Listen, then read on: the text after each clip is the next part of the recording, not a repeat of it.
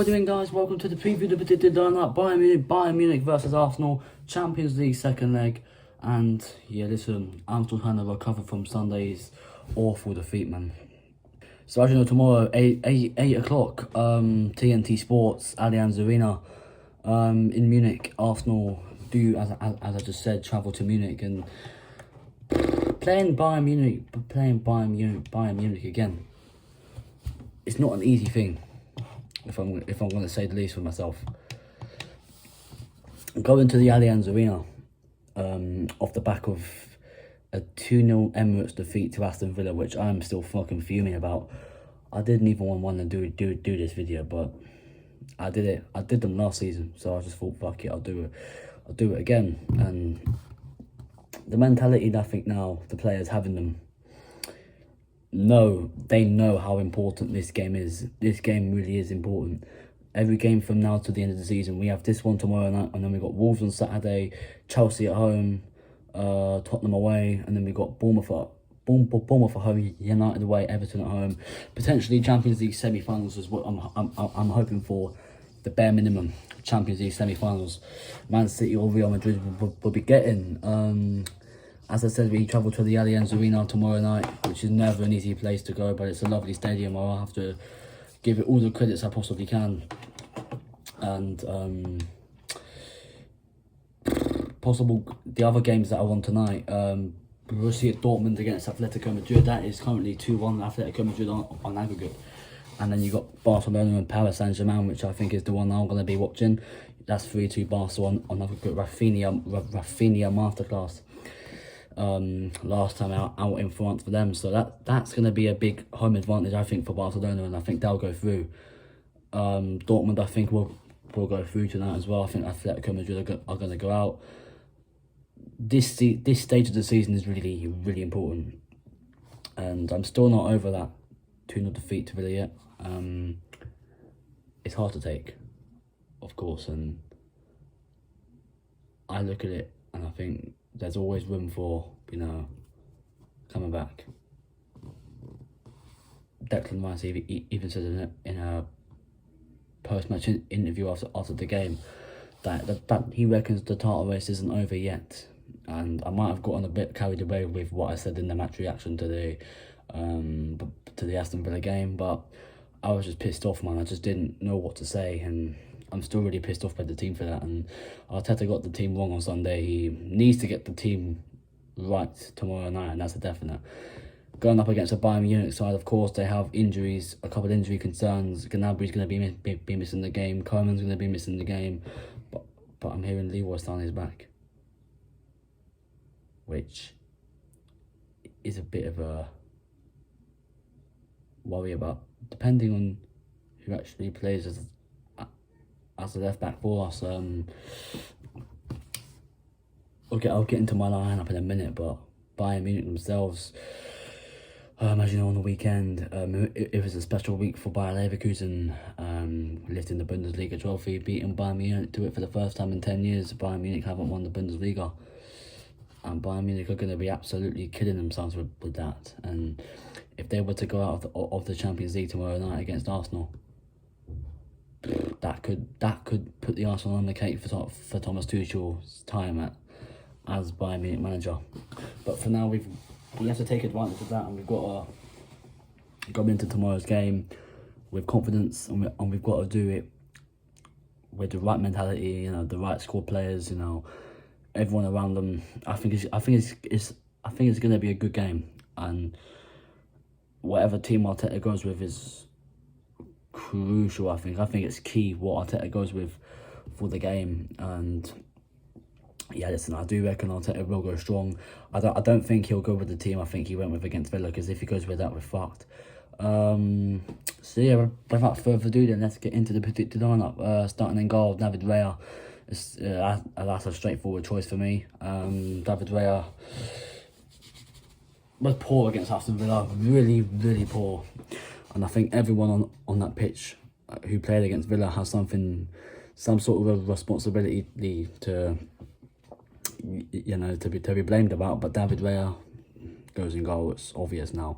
Into the back four, left back Tomiyasu, play him in this. It's the right one to play him in. Kirill, I think, was dreadful in the first leg. Zinchenko, don't even get me started with him. I'm actually hearing that we're after a new left back in the summer transfer window.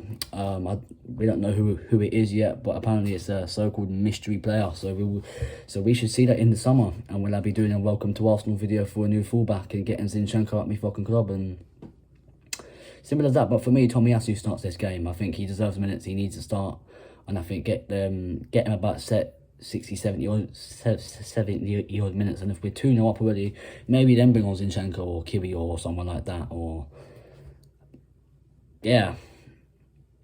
But Tomiyasu, that's more or less straightforward for me.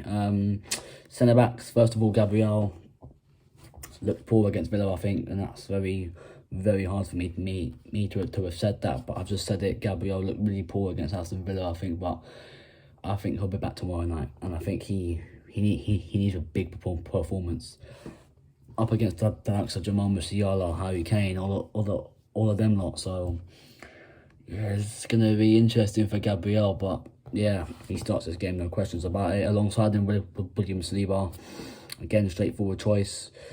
Need a big performance from him. Again, was poor against Villa. We didn't really see much of him in that game. I saw more of Gabriel and mistakes, a little bits of tweaks here and there, but still the best centre-back partnership probably in the world at the moment.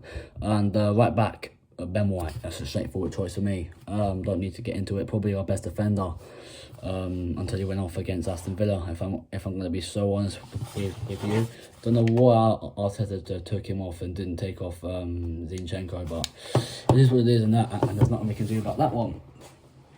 Into the midfield, first of all, Jorginho, I bring him back in for this game, and he was restless against Villa. I don't know why. Arteta didn't even play Jorginho or Thomas Partey. He brought Havertz back into the midfield, and no. Listen, Jorginho has to start this one. It's about getting control into that midfield, and for me, this is too big of a game to start Thomas Partey, and especially not fucking El Neni, fucking Jesus. That's why I think Jorginho is the right man for the job. Further forward, Declan Rice, so straightforward. Played the number 6 role, and yeah. Into the attack now, first of all, on the left-hand side, Gabriel Martinelli, straightforward for me. Bring him back in for this one. Don't start Trossard. I was going to start Trossard in this one. I was deciding to either start Trossard in the Villa game or this one, but he started the Villa game, so for me, Martinelli comes back into the side. Hasn't really been doing much recently, but as I said with a couple of players already, need a big performance from him. Need a big performance from him. Simple. Through the middle, Martin Odegaard, the captain, he will walk the team out of the tunnel, and yeah, as I said with Martinelli, he needs a big performance, Odegaard, and yeah, he needs a real test at it, and a real big performance from our captain. And if we are to get anything out of the game, we're gonna have to rely on players like him. So yeah. On the right, Bukayo Saka, straightforward, no questions about it. Saka starts for me. Of course, they're without Alphonso Davies anyway, so Saka can have a little bit of a field day against Rafael Guerrero. I'd say it probably will be. And up front as the striker, false nine, whatever you want to call it, I bring back in Kai Havertz. I think as a midfielder, we've seen what he's like now. He's so inconsistent as a midfielder. As a striker, I think you get the best out of him. I think we've now seen exactly what his proper preferred position is, and that is probably playing through the middle. And I hate to have criticised Havertz the way I did against Villa, but I mean, it was just dreadful. Arteta's team selection, Arteta got it all wrong. He thought Villa would be an easy game, but I'm bringing Kai Havertz back into that false 9/striker position, because I think that's where he's best at, and that's where we can, and that's where he can score and like cause problems to Bayern Munich's defence and shit, making the runs in the box. And also, he's actually returning to Germany.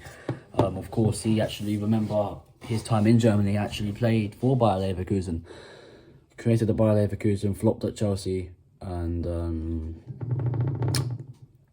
lived at Arsenal. So yeah, there we go. That is going to be it for the preview and the predicted 11 Bayern Munich against Arsenal. As I said, it's a massive game, man.